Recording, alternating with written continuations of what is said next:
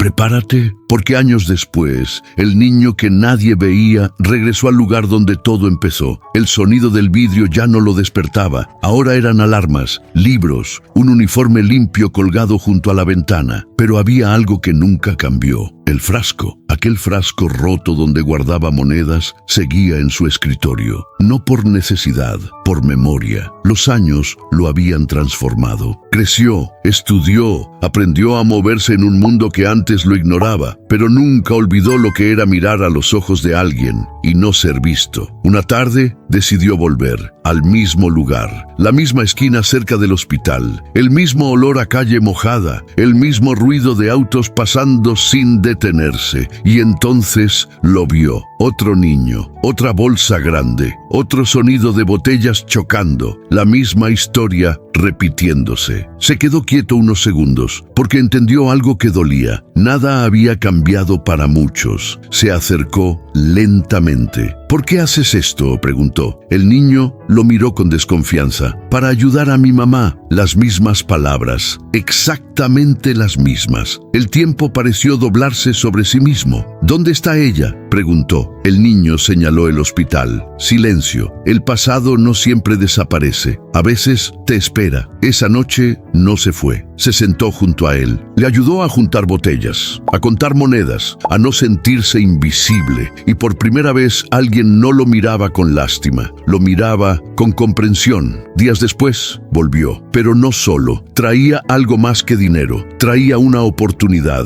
contactos, ayuda médica, una puerta que antes estaba cerrada, porque él sabía algo que nadie le enseñó en libros. A veces, una sola persona puede cambiarlo todo, pero también sabía otra cosa, que ayudar una vez no es suficiente, porque la historia no termina cuando alguien sale adelante, termina cuando decide volver, por los que siguen atrás. El niño de las botellas dejó de ser solo una historia, se convirtió en un puente, entre lo que fue y lo que puede ser. Y ahora dime algo, si tú lograras salir de donde nadie creyó que podrías, ¿seguirías adelante sin mirar atrás? ¿O volverías para cambiar la historia de alguien más? Si estas historias te hacen pensar en el poder de una segunda oportunidad, quédate. Aquí contamos lo que pasa cuando alguien decide no olvidar.